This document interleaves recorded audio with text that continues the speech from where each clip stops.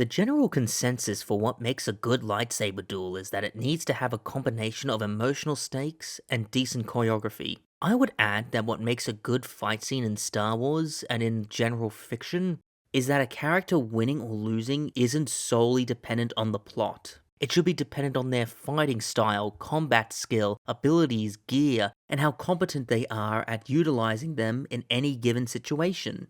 Let's use Revenge of the Sith as an example since it has the most on-screen duels in any of the films.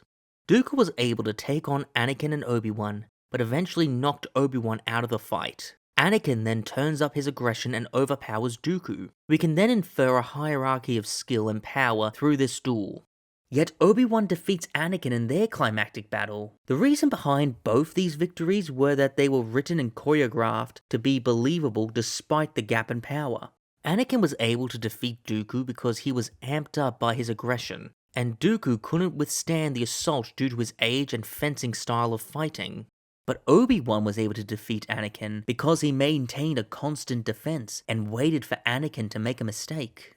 The Acolyte stars and crew stated that they were aiming for Episode 5's night fight scene to match if not be better than the Duel of the Fates. So let's compare the two and I will show you that they're wrong. Though there are brief moments of decent choreography and technique, there are multiple instances throughout the night fight where Chimera is left open to attack from bystanding opponents, where they wait for their cue, purposefully miss their swing, or just blip out of existence when the camera's not on them. And when the Jedi do capitalize on a free hit, they go for a physical attack over a lightsaber strike. And it's not even when their sabers are disabled. Though Chimera does have cortosis and a hidden Shoto blade, he doesn't capitalize them often enough or in a believable way. And he doesn't integrate the metal into his fighting style to give him a distinctive moveset.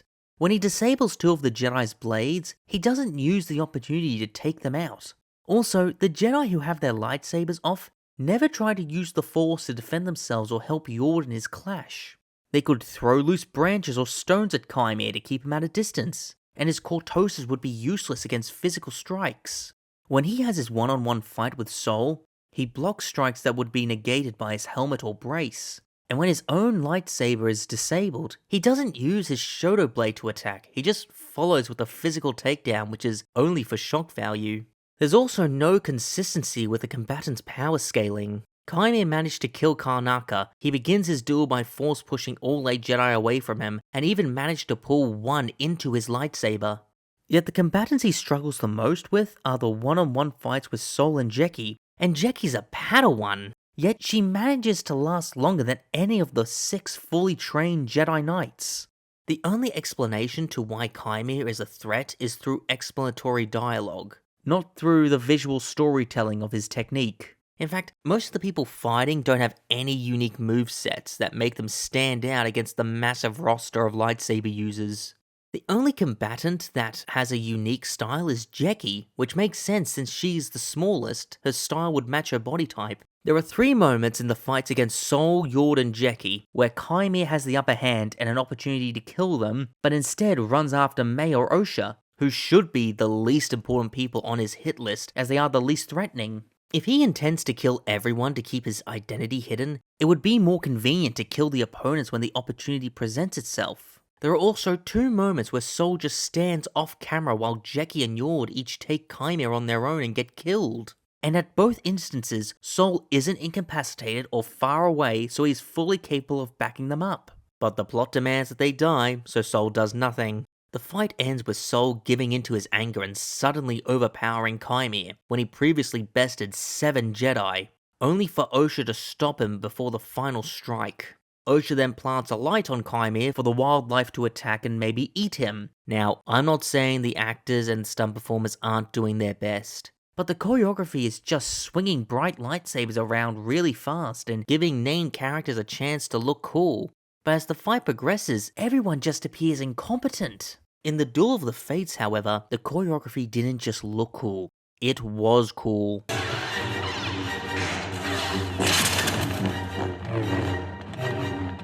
Every swing looks like it's meant to hit its mark, so when a combatant blocks, it feels real, and we can infer the skill level of each character. Obi-Wan and Qui-Gon, though both having similar offensive fighting styles, attack in different ways.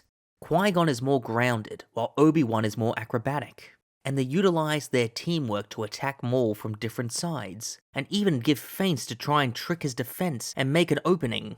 Maul uses his saber staff to its full potential, improving his defense against two attackers, while also providing added leverage to his swings to mess up one opponent's footing so he can focus on the other. And whenever anyone makes a physical strike, it's usually when their blade is blocking a swing, or it's more convenient than using a lightsaber. Maul is also on the constant retreat while attempting to separate Obi-Wan from Qui-Gon with both his attacks and using the environment, as a one-on-one battle would be to his advantage, which really highlights Maul's competence in battle. Since he spent some time on Naboo before the Jedi arrived, it's likely that he planned this strategy ahead of time. Lord Maul, be mindful. Let them make the first move. Yes, my master. The most pivotal moment of the duel is when the three are separated in the ray shield corridor, and without any lines of dialogue, the audience can get a sense for what each of them are thinking and feeling. Obi-Wan is anxious and wants to catch up to them so he can help Qui-Gon. Qui-Gon is taking the time to rest and meditate, showing his patience, but may also hint at him getting fatigued by this long engagement. And Maul is just pacing from side to side, not taking his eyes off Qui-Gon, like a predator ready to snatch his meal. When the battle starts back up, the score is absent, and Obi-Wan just misses his opportunity to reach them. Though Qui-Gon is a Jedi Master and should be able to take on a Sith Lord, he's getting slower, he's taking more breaks between sequences, and Obi-Wan is appearing more and more worried with each passing second, creating this sense of dread. Maul then dispatches Qui-Gon by stunning him with a hilt strike and stabbing him through the chest.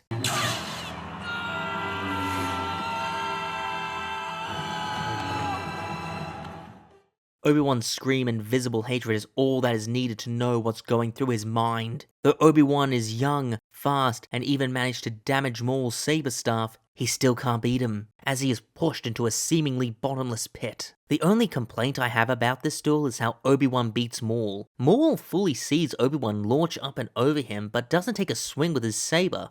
However, I appreciate the visual storytelling of Obi-Wan calming his emotions before leaping, which confuses Maul, and using his master's lightsaber to end the duel, symbolizing his transition from student to teacher.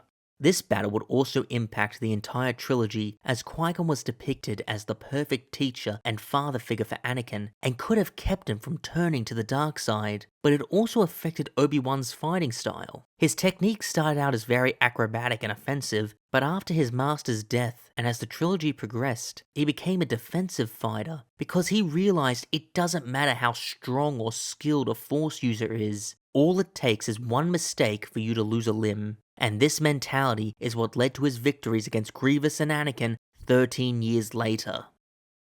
Hey, Carl! What have you done with me restaurant? Look around you. Our customers are quite content with the contrived and the mediocre. That's because they don't know what they're eating. Excuse me, ma'am. Do you know what's in that Krabby Patty you're eating? No. Before and after the show aired, Kennedy stated that the Acolyte's negative reviews were because of how the fan base is male-dominated and they dislike women-led Star Wars projects. This narrative has been perpetuated by studios since 2016. A film or TV show has a diverse cast. They use diversity as part of their marketing plan, instead of promoting the creators, stars, or the premise of the project itself.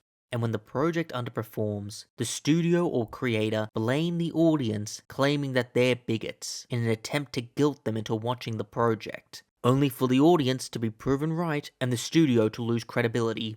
Now, imagine this cycle continues for another 10 years. What's going to happen is that the general audience is going to see through the lie and not watch any project that promotes diversity. But it also risks illegitimizing real cases of bigotry in the industry. Because of course bigots exist in the world we live in. I can never say they don't. But general audiences are probably not going to put in the time to research if an actor or director got let go of a production because they were discriminated against or they were just bad at their job. It's the boy who cried wolf.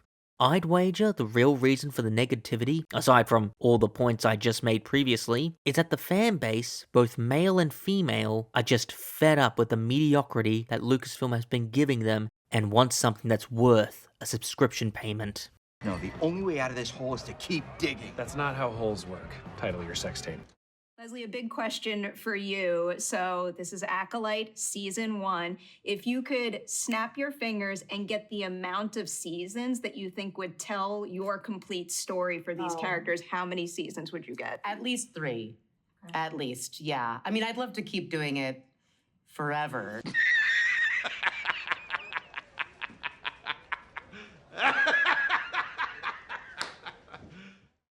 There's an old folktale called The Emperor's New Clothes that best represents Disney Star Wars and the Acolyte specifically. It's about an emperor who is obsessed with fancy clothes and spends his funds on them in the expense of state matters. 2 con men come to the emperor, posing as weavers, and offer to make him clothes that appear invisible to those who are incompetent or stupid. Over the course of their looming, the emperor and some officials see no threads being woven, but don't say anything.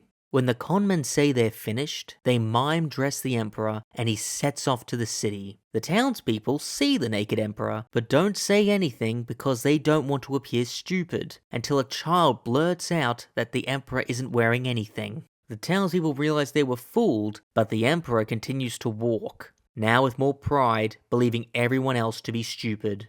The story refers to the idea of something being accepted as praiseworthy due to the general population being unwilling to criticize it, or being seen as going against popular opinion. In a project of this size, with a budget of $180 million, no one thought about how broken everything was. Not when it was pitched, not in the writer's room, not during the production, not when the actors had to talk about the show to the press, or when it was being torn apart by YouTubers.